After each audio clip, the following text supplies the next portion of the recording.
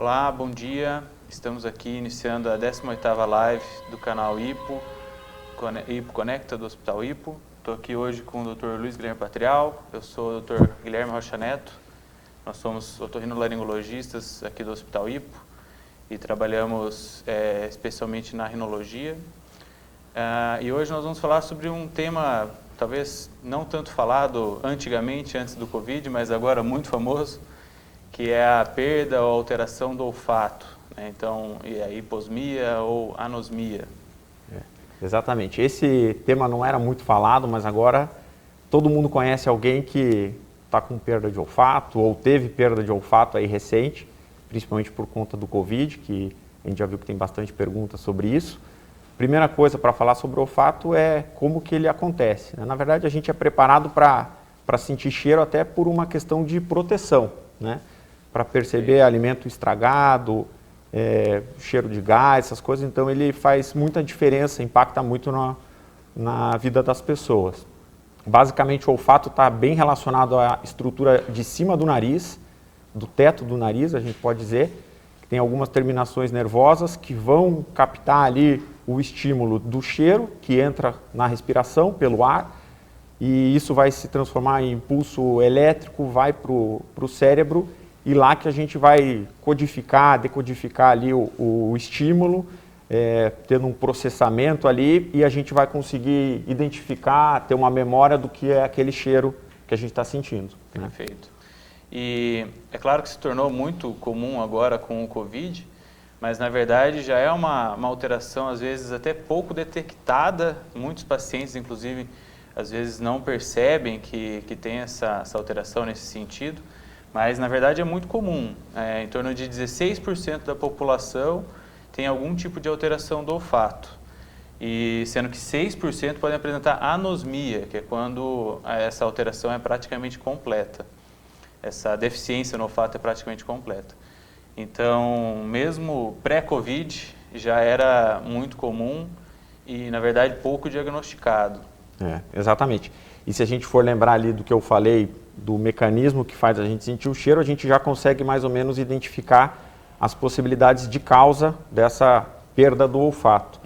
Então, se precisa chegar ali no teto do nariz, o ar com o cheiro, com as partículas que vão sensibilizar ali as terminações nervosas, se a pessoa tem alguma obstrução do nariz, se a pessoa por algum motivo tem alguma falha nesse mecanismo, pode ter alteração do olfato. Se tiver alguma alteração no caminho entre a questão do nervo do olfato até chegar no cérebro, a mesma coisa. E se tiver alguma alteração exatamente no cérebro com relação à questão olfativa, também pode ter alteração. Então, são esses os caminhos aí que podem levar à perda do olfato, né? O que leva só a gente pontuar aqui as três principais causas, né? Que é a infecção de vias aéreas superiores, né? Então, a gripe comum, né? Que ela pode causar perda de olfato, por lesão dessas terminações no teto do nariz. A sinusite crônica, porque inflama a mucosa em torno dessas terminações nervosas. E o trauma, o TCE, né, o trauma crânioencefálico, né, isso num acidente de carro ou qualquer tipo de trauma do crânio, onde pode haver a desconexão entre o neurônio que vem do cérebro até a fossa olfatória, né, que é essa região do nariz, que é responsável por esse sentido. Exatamente. E essas perdas de olfato, elas podem acontecer de maneira súbita, que é o que geralmente a gente está vendo aí agora, principalmente nesses episódios de infecções agudas aí, virais, e pode ser as situações que vêm de maneira um pouquinho mais devagar, principalmente pacientes mais idosos, alguns problemas neurológicos, esse tipo de coisa. A chance aumenta bastante com o avançar da idade. Exatamente. E o tratamento, né, assim, falar um pouquinho de tratamento agora, ele tem um efeito melhor quanto mais novo o paciente e quanto antes for tratado. Isso falando aí dos problemas crônicos, né? Por exemplo, durante uma gripe, durante um episódio viral, a gente entende que é normal, porque o nariz está inchado, muitas vezes o nariz está trancado, né? E aí o tratamento recomendado é o tratamento daquele quadro respiratório padrão. Mas nos casos crônicos, né, acima de 1 mês, 2 meses, então quanto antes tratado, mais chance de resolver o problema. E aí, dependendo de cada causa, vai ter uma indicação. Então, a gente não tem um tratamento especificamente para todas as perdas de olfato da mesma maneira. Depende de tentar definir qual foi o motivo que levou, né, a perda do olfato. E realmente, quanto mais tempo a pessoa está com essa perda do olfato, mais difícil a chance de recuperar ele 100% depois. Né? Muitas vezes é difícil o paciente nos dizer assim, o que desencadeou aquela alteração de olfato, porque muitas vezes eles não sabem o dia especificamente que isso começou, pode ter sido gradual, mas através de uma anamnese, né, aquela entrevista com o paciente bem detalhada, e alguns exames também a gente muitas vezes consegue identificar aí o motivo. Exatamente. Então, acho que talvez a gente já possa começar a entrar aí nas perguntas. Primeira pergunta, quantos dias em média o paciente com COVID fica com perda de olfato? Então, a gente tem na literatura muito trabalho aí, desde uns 4, 5 meses de lá do mês de março, mais ou menos para cá. Alguns dados eles ainda não são muito certos, mas a gente vê assim, em média, os pacientes perto de 2 semanas, entre 7 dias e 2 semanas aí com uma perda de olfato. Lembrando que um dos sintomas mais presentes no paciente com COVID, principalmente os quadros mais leves, que é o que a gente tem visto com maior frequência aqui, é a perda de olfato. Em torno de metade dos pacientes podem apresentar alteração do olfato, então é muito comum. Exatamente, e até pacientes com quadros leves, mesmo sem febre, sem nada, eventualmente um quadro de alteração do olfato a gente deveria investigar. Bom, vamos para a próxima pergunta. Como podemos manejar as queixas de fantosmia dos pacientes após o Covid-19? Bom, a fantosmia, explicando o que né, é quando você sente um odor que ele simplesmente não está presente naquele momento. Então, a pessoa que teve essa alteração do olfato nota um cheiro de podre, por exemplo, de uma hora para outra, sendo que mais ninguém naquele recinto ali percebe isso. Bom, primeiro isso tem que ser identificado, que é uma fantosmia, para o paciente entender que nem sempre aquilo que ele está sentindo é real, mas, e muito importante, né, excluir isso com o médico otorrinolaringologista se ele não tem de fato uma doença nasosinusal, em que ele possa estar sentindo um cheiro desagradável, por exemplo, por uma doença nasosinusal e que outras pessoas não estão sentindo. Como uma sinusite crônica que eventualmente pode dar cheiro ruim, alguma coisa, e aí até com um exame de videoendoscopia do nariz ou um exame de imagem a gente consegue avaliar isso. Mas a questão de tratamento... Feito isso, a gente vai instituir um tratamento com treinamento olfatório, por exemplo, que nós acho que vamos falar um pouquinho mais para frente, com algumas medicações que podem ser usadas, corticoides orais, entre outras. E naquele momento que ele sentir aquele cheiro, um cheiro que não está, não está presente, que não é real, ele já vai entender isso, que ele não tem que se preocupar, digamos assim, né, com um cheiro desagradável, por exemplo. Pode ser usado um chiclete sem açúcar, por exemplo, alguma coisa ali para disfarçar aquele cheiro e seguir no tratamento que normalmente tem melhora. Exatamente. Vamos lá, mais uma. Tive Covid faz mais de 40 dias e meu olfato, paladar, voltou apenas 10% mais ou menos. O que posso fazer para melhorar a situação? Então, como a gente estava falando, na média, os pacientes têm tido uma recuperação do olfato, perto ali de 1 semana, 14 dias mais ou menos, mas tem muitos casos de pacientes que estão com uma perda de olfato muito mais duradoura, como é o caso aí da paciente que fez a pergunta.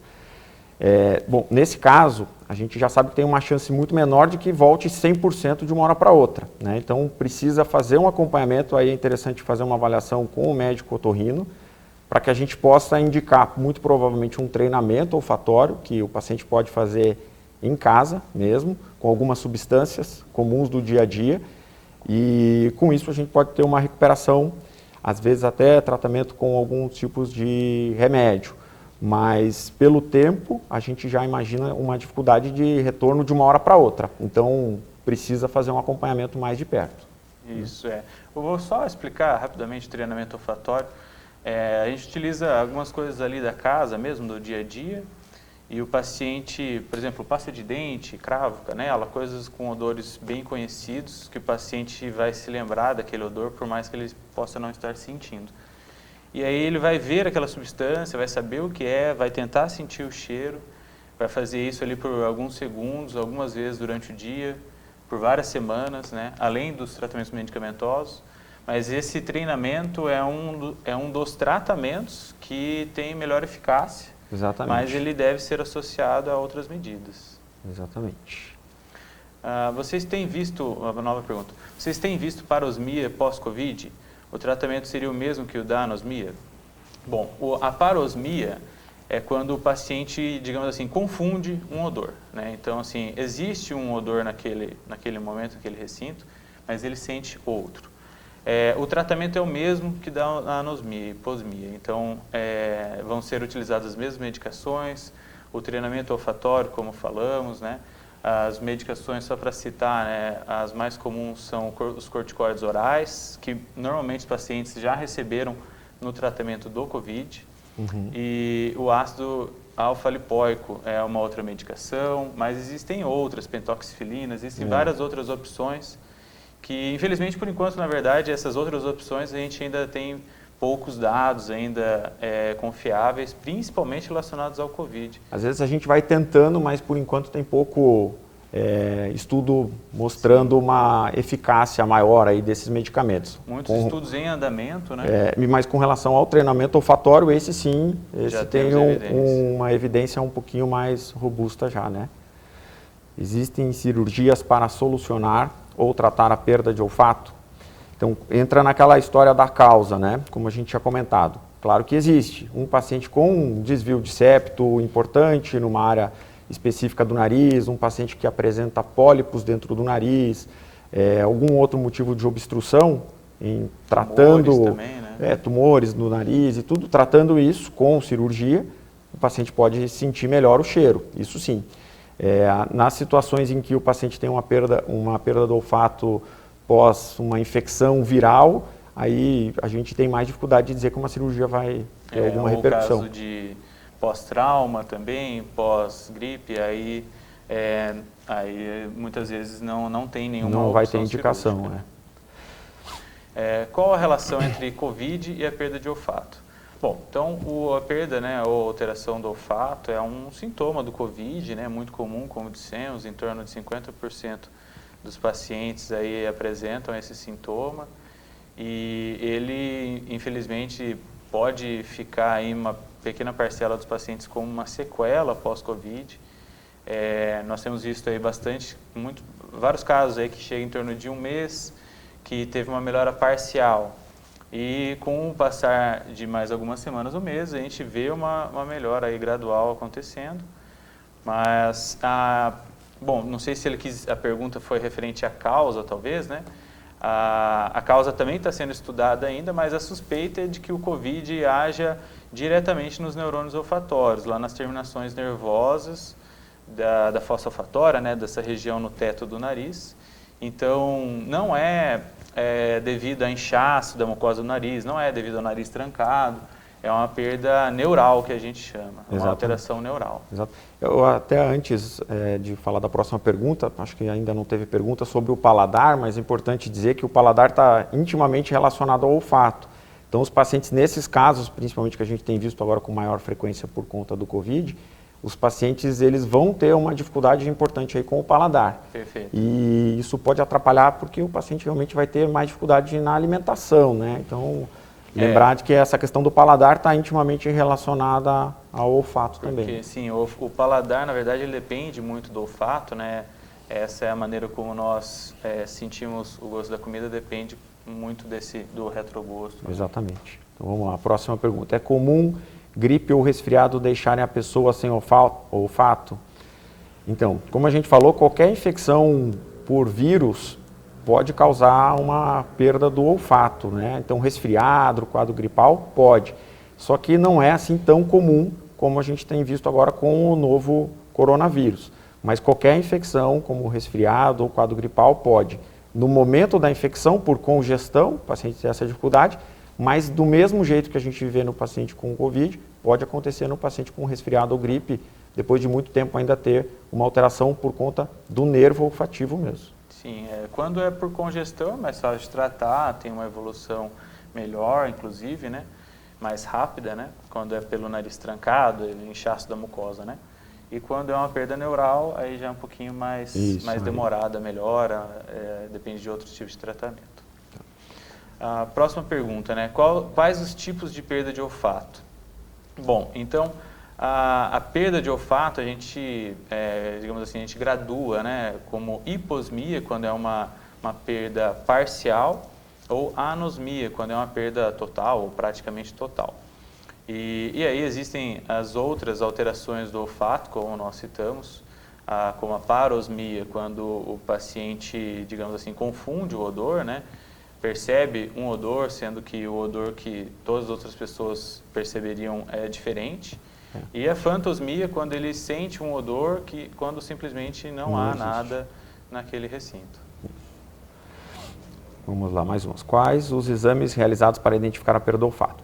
Então, na verdade, a primeira questão é que a perda do olfato ela é bem subjetiva, né? Então, o paciente ele vai conseguir dizer para a gente que tem alteração, mas para quantificar é difícil, né? Então, assim, a gente acaba tendo muito mais uma situação de avaliação para definir exatamente a causa.